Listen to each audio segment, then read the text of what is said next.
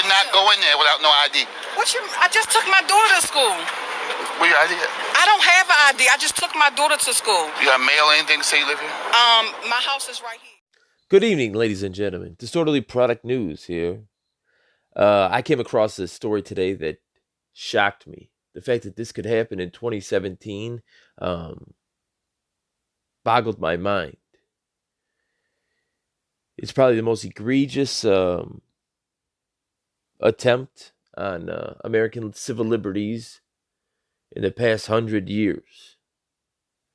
The fact that I wasn't aware of it makes me think a lot of people weren't aware of it. But it was brought to my attention today by the channel Free Man Liberty. And it's the story that goes like this. On November 15th, 2017 at 4:36 p.m., Baltimore detective Sean Suter was shot in the head with his own service revolver, his own service weapon. The shot entered the back of his head. After that, there was a 6-day lockdown. The lockdown covered 6 square blocks. All the residents were subject to indiscriminate stops without any reasonable suspicion. Residents had to acquire police permission to enter and leave their homes. And anybody that did not live in this 6-block area was not allowed into this 6-block area. This was not a crime scene. This was a police state. A police state is defined as a dictatorial state and requires complete obedience to the state. Now, here is video provided by the Maryland chapter, the ACLU, of residents coming and going from their houses during this lockdown. In order for you to be able to walk down here, we have to be able to ID you. That was the orders I was given.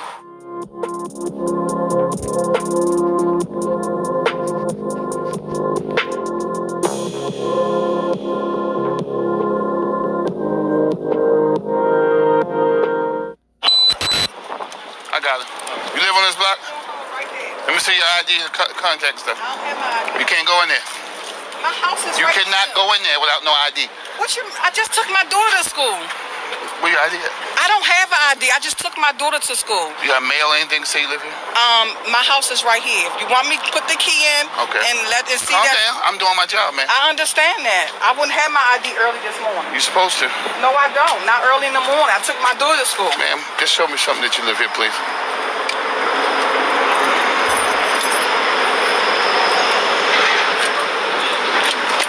See? The door unlocked. Okay, that don't mean anything. I just It does mean something. It means I live here. All right. Wait a minute. Thank you, man. Have a nice day. Oh, you on your way too? West Franklin. West Franklin, you got your ID? Which part of West Franklin? Which part? You got your ID? Okay, how long have you lived there? Last 5 months. Let me see your ID. Okay, I'm going to give you an FI based on the interaction that we have. Since you have no ID, this documentation you're going to use when you're coming in and out, okay? It's not a requirement like by law or anything that you need to carry one of these. It's just that it's when you come up, you'll already have a piece of paper that an officer has taken down your information, ran your information, and then you'll have an actual piece of paper that every time you come and go, depending, I'm not even know how long we're going to be here. Do you stay here sometimes? Do you? Yeah. You live here? This is where you live? This is where you live, or you just come by? This is your casa? She told me you were coming, but we still gotta get your information, all right? Contacts. I'm like, yeah, I know this guy my name. I was like, you got a contact receipt? He's like, nah. I just been writing the fucking contacts and fucking running them real quick. Right, so he said make sure you get the information. You know what I'm saying? I've just been giving them contacts and running them through pocket cops. So he said leave the contacts in there. Maybe it go to the warrant task force, they run them later, and they come back out here, you know what I'm saying? Did you hear that? These two officers are talking about how they're gathering their data and how they're filing it. And the one officer says they'll probably give it to the warrants division and run them for warrants and then circle around at a later date and pick them up because now we know where they're at. Just unbelievable stuff. Unbelievable. So you identified. Where you coming from? It's the crime scene. Where you coming from?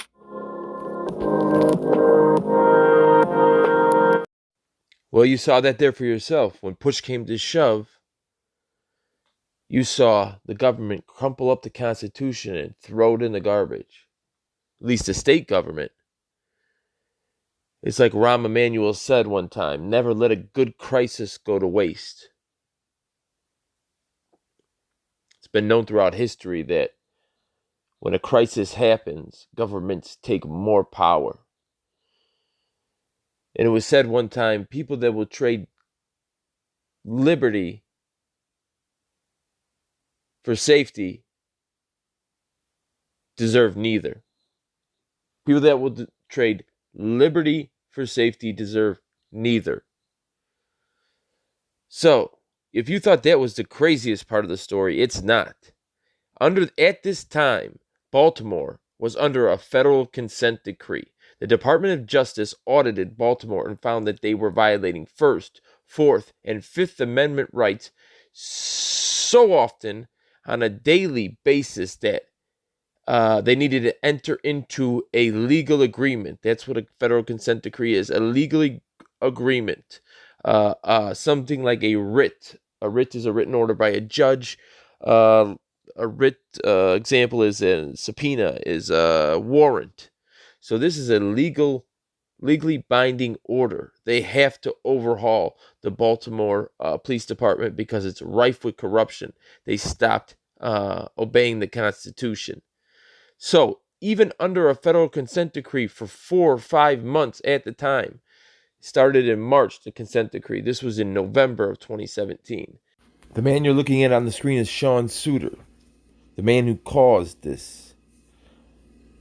He was set to testify against a notorious tech team in Baltimore the very next day. He was to get on a stand in front of a grand jury and tell what he knew about his fellow officers. He himself was accused of planting drugs on a suspect. His murder is what started all this, right? Wrong. The suicide is Sean Suiter. The suicide. An independent committee came and ruled it a suicide. Sean Suiter committed suicide.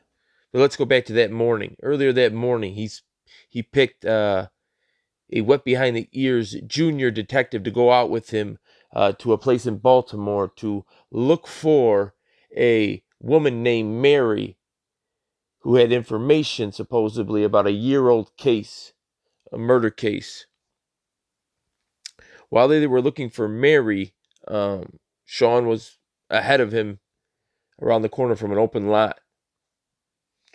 Sean called back to the young detective and then started running.